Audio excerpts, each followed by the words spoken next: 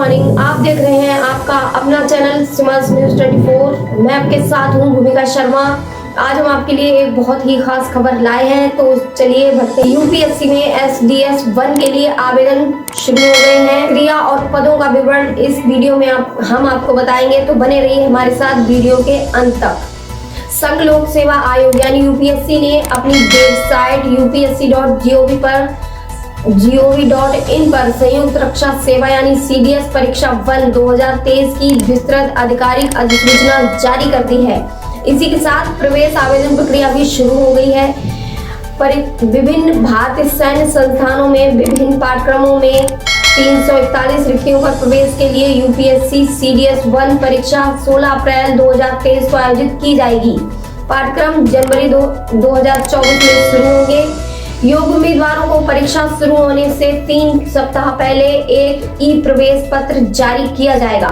जानिए आवेदन कब तक कर सकते हैं। यूपीएससी CDS 1 2023 के लिए ऑनलाइन आवेदन प्रक्रिया आज से शुरू हो गई है और इच्छुक उम्मीदवार आधिकारिक वेबसाइट upsconline.nic.in पर 10 जनवरी को शाम 6 बजे तक आवेदन कर सकते हैं। उम्मीदवारों को आवेदन करने के लिए 200 रुपए का शुल्क देना होगा। हालांकि महिला SC व ST उम्मीदवारों को शुल्क भुगतान से छूट दी गई है। उम्मीदवारों को सलाह दी जाती है कि आवेदन करने से पहले आधिकारिक वेबसाइट पर दी गई विस्तृत अधिसूचना को ध्यान से पढ़ लें। जाने रिक्तियों का विवरण। भारतीय सैन्य अकादमी देहरादून में 100 सीटें हैं और भारत नौसेना अकेडमी एझिमाला 22 सीटें, वायुसेना अकेडमी हैदराबाद 32 सीटें, आधिकारिक प्रशिक्षण अकेडमी चेन्नई यानी मद्रास 116वीं SC पुरुष NT 170 सीटें हैं।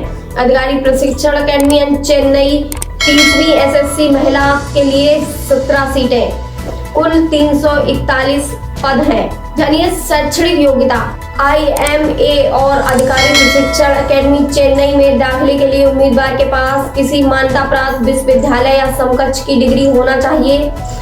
भारत नौसेना अकेडमी में दाखिले के लिए उम्मीदवार के पास किसी मान्यता प्राप्त विश्वविद्यालय संस्थान से इंजीनियरिंग में डिग्री होना अनिवार्य है। भारतीय वायुसेना अकेडमी हैदराबाद में दाखिले के लिए उम्मीदवार के पास किसी मान्यता प्राप्त विश्वविद्यालय की डिग्री 10+2 स्तर पर भौतिकी और गणित के साथ या इंजीनियरिंग में स्नातक की डिग्री होनी जरूरी है। जानिए यूपीएससी CDS 1 एग्जाम 2023 के लिए आवेदन करने की प्रक्रिया। उम्मीदवार सबसे पहले आधिकारिक वेबसाइट upsconline.nic.in पर जाएं। यूपीएससी और ऑनलाइन आवेदन की परीक्षाओं के लिए OTR पर जाएं और अप्लाई लिंक पर क्लिक करें। पंजीकरण फॉर्म भरें, शुल्क का भुगतान करें और संक्षिप्त दस्तावेज अपलोड करें। अपने नजदीकी परीक्षा केंद्र का चयन करें और आवेदन फॉर्म को जमा करें। फॉर्म डाउनलोड करें और भविष्य के संदर्भ के लिए एक प्रिंट आउट ले लें। उम्मीदवार को वेबसाइट का उपयोग करके ऑनलाइन आवेदन करना आवश्यक है। upsconline.nic.in पर आवेदक को पंजीकरण करना अनिवार्य है। स्वयं पहले वन टाइम रजिस्ट्रेशन प्लेटफॉर्म पर उपलब्ध आयोग की वेबसाइट पर और फिर ऑनलाइन भरने के लिए आगे बढ़े। परीक्षा के लिए आवेदन में केवल एक बार OTR दर्ज कराना होता है।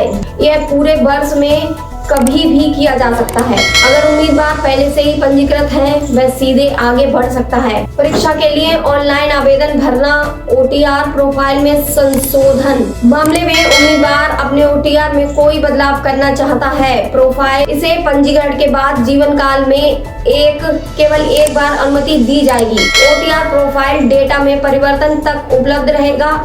आवेदन विंडो बंद होने के अगले दिन से 14 दिनों की समाप्ति आयोग की किसी भी परीक्षा के लिए उसके पहले अंतिम आवेदन के मामले में OTR के पंजीकरण के बाद उम्मीदवार पहली बार आवेदन करता है। इस परीक्षा में OTR में संशोधन की अंतिम तिथि 24 जनवरी 2023 होगी। जानिए आवेदन पत्र में संशोधन। आयोग ने बनाने की सुविधा का विस्तार करने का भी निर्णय लिया है। आवेदन के केंद्र की पसंद को छोड़कर किसी भी क्षेत्र में सुधार। आवेदन बंद होने के 7 दिनों बाद इस परीक्षा के लिए फॉर्म इस परीक्षा की खिड़की या विंडो 7 दिनों तक खुली रहेगी। उसी के खुलने की तारीख से यानी 18 जनवरी 2023 से 24 जनवरी 2023 तक यदि कोई उम्मीदवार इसमें कोई बदलाव करना चाहता है तो इस अवधि के दौरान उसकी OTR प्रोफाइल तो उसे लॉगिन करना चाहिए। OTR प्लेटफॉर्म और उसके अनुसार आवश्यक कार्य करें। दूसरे शब्दों में कोई परिवर्तन नहीं। OTR प्रोफाइल में संशोधन के लिए विंडो पर जाकर बनाया जा सकता है, यानी आवेदन वापस लेना।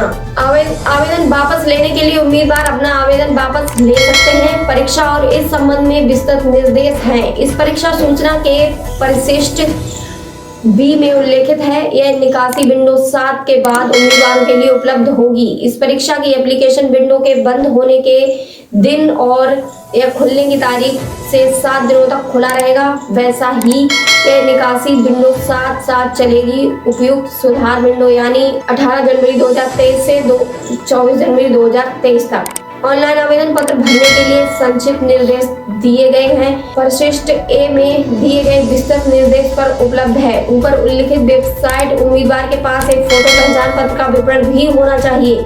आधार कार्ड, मतदाता card, PAN card, passport, driving licence photo, school photo ID, कोई अन्य राज्य केंद्र सरकार द्वारा जारी फोटो पहचान पत्र का विवरण। यह फोटो पहचान पत्र उम्मीदवार को भरते समय प्रदान करना होगा। वही फोटो पहचान पत्र भी होना होगा ऑनलाइन आवेदन पत्र के साथ अपलोड किया गया हो। इस फोटो पहचान पत्र का उपयोग किया जाएगा। भविष्य के सभी संदर्भ और उम्मीदवार को सलाह दी जाती है कि ये इस ID को अपने साथ रखें। परीक्षा SSB के लिए उपस्थित होने के लिए जमा करने और वापस लेने की अंतिम तारीख। ऑनलाइन आवेदन 10 जनवरी 2023 तक भरे जा सकते हैं, शाम 6 बजे तक। ऑनलाइन आवेदन 18 जनवरी 2023 से वापस लिए जा सकते हैं 24 जनवरी 2023 को शाम 6 बजे तक। निकासी के संबंध में विस्तृत निर्देश आवेदन परिशिष्ट द्वितीय B पर उपलब्ध है। योग्य उम्मीदवार को एक ई-प्रवेश पत्र जारी किया जाएगा। परीक्षा शुरू होने के 3 सप्ताह पहले ई-एडमिट कार्ड UPSC EWS पर उपलब्ध कराया जाएगा। उम्मीदवारों द्वारा डाउनलोड करने के लिए कोई प्रवेश पत्र नहीं भेजा जाएगा। सभी आवेदकों को वैध और सक्रिय ईमेल प्रदान करना आवश्यक है। आयोग के रूप में ऑनलाइन आवेदन पत्र भरते समय ID उनसे संपर्क करने के लिए इलेक्ट्रॉनिक मोड का उपयोग करें। यानी गलत उत्तर के लिए दंड। उम्मीदवार को ध्यान देना चाहिए कि नकारात्मक अंकन होगा। वस्तुनिष्ठ प्रकार के प्रश्न में एक उम्मीदवार द्वारा दिए गए गलत उत्तर OMR शीट में उत्तर लिखने और अंकित करने दोनों के लिए उम्मीदवार को केवल काले पेन का ही उपयोग करना चाहिए। किसी अन्य रंग के पेन का उपयोग नहीं करना चाहिए। पेंसिल या इंक का प्रयोग ना करें। उम्मीदवार को ध्यान देना चाहिए कि कोई चूक या गलती विवरण भरने में रोल नंबर और टेस्ट के संबंध में विशेष रूप से OMR उत्तर पत्रक बुकलेट सीरीज कोड उत्तर पत्रक की अस्वीकृत करने के लिए उत्तरदायी होगा। उम्मीदवार को सलाह दी जाती है कि वे विशेष को ध्यान से पढ़ें। नोटिस के परिशिष्ट में निहित है। पात्रता की शर्तें। राष्ट्रीयता। एक उम्मीदवार अविवाहित पुरुष महिला होना चाहिए या होनी चाहिए। भारत का नागरिक, नेपाल की प्रजा या भारतीय मूल का व्यक्ति जो पाकिस्तान से आया हो।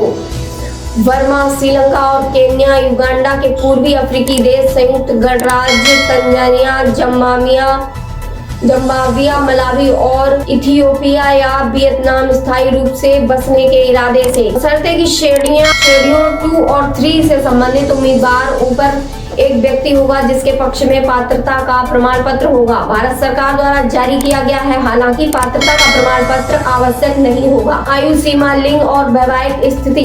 केवल अविवाहित पुरुष या महिला जिनका जन्म 2 जुलाई 2004 इससे पहले ना हुआ हो और 1 जुलाई 2007 के बाद ना हुआ हो वो ही पात्र होंगे।